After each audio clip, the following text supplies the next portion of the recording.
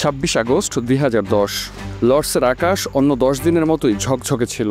একটু পর শুরু হবে ইংল্যান্ড পাকিস্তান 4 ম্যাচ টেস্ট সিরিজের শেষ ম্যাচটি। সিরিজে 2-1 ব্যবধানে এগিয়ে ইংল্যান্ড। সিরিজ বাঁচাতে জিততেই হবে পাকিস্তানকে। ক্যাপ্টেন সালমান বাট টস জিতে ফিল্ডিং নিলেন। তাকে কিছুটা উদ্বিগ্ন দেখালো। কিছুক্ষণ পরই যে একটা মিথ্যে অভিনয় শুরু করতে হবে। প্রথম ইনিংসের তৃতীয় ওভারের প্রথম বল। মোহাম্মদ আমিরের ওভার স্টেপ করা বলটিকে নো কল করলেন আম্পায়ার বিলি বাউডেন। একই কাণ্ড 10ম ওভারের শেষ বলে, তবে এবার বোলার মোহাম্মদ আসিফ। হ্যাঁ, সেই আসিফ যার নাম শুনলেই স্মৃতির মানসপটে ভেসে ওঠে একজন ফিক্সারের মুখ, যিনি জেন্টলম্যানস গেমকে কলুষিত করেছিলেন। ক্রিকেটের মক্কাখ্যাত লর্ডস সাক্ষী হয়েছিল ক্রিকেট ইতিহাসের অন্ধকারতম অধ্যায়টির সাথে। আজ আমরা কথা বলবো ফিক্সিংয়ের অপরাধে নিষিদ্ধ হওয়া পাকিস্তানি ফাস্ট বোলার মোহাম্মদ আসিফকে নিয়ে। ওয়াসিম ওয়াকার পরবর্তী যুগে যাকে ধরা হয়েছিল ফাইনেস্ট পেসার, কিন্তু on the field of the ফিল্ডে একের পর এক বিতর্ক যাকে ইতিহাসের আস্থা করে নিক্ষেপ করেছে। আসিফের শুরুটা অস্ট্রেলিয়ার বিপক্ষে সিডনি ক্রিকেট গ্রাউন্ডে, তবে টেস্ট অভিষেকটা ছিল দুঃস্বপ্নের মতো। 18 ওভার বল করে সেই টেস্টে পাননি কোনো উইকেট। অজিরাও পায় 9 উইকেটের বড় জয়। অভিষেকে সাদামাটা পারফরমেন্সে ছিটকে যান দল থেকে। দ্বিতীয় ম্যাচটি খেলতে লেগে যায় পুরো 1 বছর। ততদিনে আসিফের ক্রিকেট মস্তিষ্ক হয়েছে আরও ক্ষুরোধার, আরও পরিণত। মার্চ 2006, চিরপ্রতিদ্বন্দ্বী ভারত পাকিস্তান দ্বৈরথ। করাচি ন্যাশনাল স্টেডিয়ামে সিরিজ নির্ধারণী শেষ ম্যাচে প্রথম ইনিংসে 78 রানে 4 উইকেট পাওয়ার পর দ্বিতীয় ইনিংসে 48 রানে 3 উইকেট নেন আসিফ। পাকিস্তান ম্যাচ জিতে নেয় 341 রানের বড় ব্যবধানে, সেই সাথে সিরিজও। ম্যাচে সেবাগ, লক্ষণ, সচিনদের বোল্ড করে রাতারাতি ক্রিকেট বিশ্বের স্পটলাইট নিজের দিকে টেনে আনেন এই ট্যালেন্টেড পাকিস্তানি ফাস্ট বোলার। পরের সিরিজেই আসিফ হয়ে ওঠেন আরও ভয়ঙ্কর।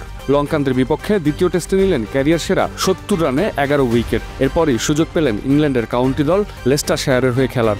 দলে সাইন করানোর আগে লেস্টার চেয়ারম্যান নীল ডেভিডসন আসিফকে নিয়ে বলেন, a bowler with the ability to generate great pace and swing.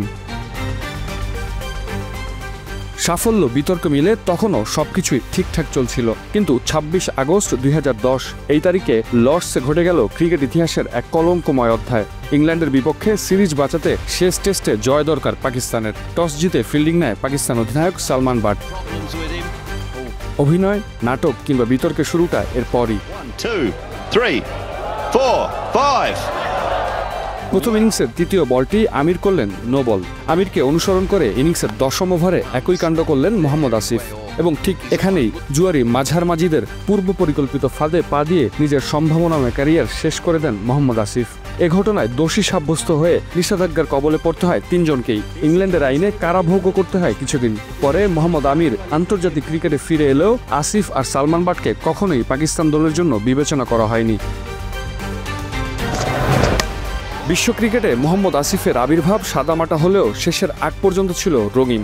লর্ডসের test চলাকালীন টেস্ট বোলিং র্যাঙ্কিংয়ে স্টেইনের পরই ছিল তার অবস্থান। লেইজি লিথাল অ্যাকশন, উইকেটের 2 দিকে সুইং করানোর সক্ষমতা তাকে অনন্য করে তুলেছিল। বিশ্বের বাঘা বাঘা সব ব্যাটসম্যানদের বিভ্রান্ত করতে ওস্তাদ মানুষটি হেরে গেছেন এথিক্সের কাছে, ঠিক যেন জলজল করে জ্বলা নক্ষত্রের নীরব প্রস্থান। ক্যারিয়ারে মাত্র 23টি টেস্ট খেলে উইকেট নিয়েছেন 103টি, 5 উইকেট 7 বার এবং 10 উইকেট নিয়েছেন 1 বার। 38 ওয়ানডেতে নিয়েছেন 46 উইকেট। টি-20তে মাত্র 11 ম্যাচ খেলে শিকার করেছেন 13 উইকেট। সেরা বোলিং 18 রানে 4 উইকেট। ক্যারিয়ার স্ট্যাটিস্টিক্স দেখলে আসিফকে আহামরি ভাবার কোনো কারণ নেই, তবে ক্রিকেটের 181 বছরের ইতিহাসে কালে কালে এমন অনেক ক্রিকেটারেরই আবির্ভাব ঘটেছে যারা সকল পরিসংখ্যানের ঊর্ধ্বে। মোহাম্মদ আসিফ নামের দুর্ভাগা ম্যাজিশিয়ান নিশ্চিতভাবেই থাকবেন সেই তালিকার একদম উপরের দিকে। মডার্ন ডে ক্রিকেটে টেকনিক্যালি অন্যতম সাউন্ড ব্যাটসম্যান হাসিম আমলা যাকে ব্যাখ্যা করতে গিয়ে বলেছেন, আমার ফেস করা সবচেয়ে কঠিন বলার। He was a magician. Mohammad Asif from Pakistan. I felt he was just a magician with the ball. নিঃসন্দেহে আসিফ একজন ম্যাজিশিয়ান ছিলেন। সেদিন লর্ডসের ঝকঝকে আকাশ যেমন গভীর অন্ধকার হয়ে এসেছিল আসিফের জন্য, তেমনি বিশ্ব ক্রিকেটের জন্য ছিল তা এক কালো অধ্যায়। মোহাম্মদ আসিফের নামটি নিলে ক্রিকেট প্রেমীদের ভেতর থেকে একটা দীর্ঘশ্বাস বেরিয়ে পড়ে মনের অজান্তেই। প্রতিভার কি নিদারুণ অপচয়। এমন একজন প্রতিভাধর ফাস্ট বোলার যার নাম খুব সহজেই কিংবদন্তিদের তালিকায় দেখা যেতে পারত, তার ক্যারিয়ারই কিনা শেষ হয়ে গেল ফিক্সিংয়ের মতো লজ্জাজনক কেলেঙ্কারিতে।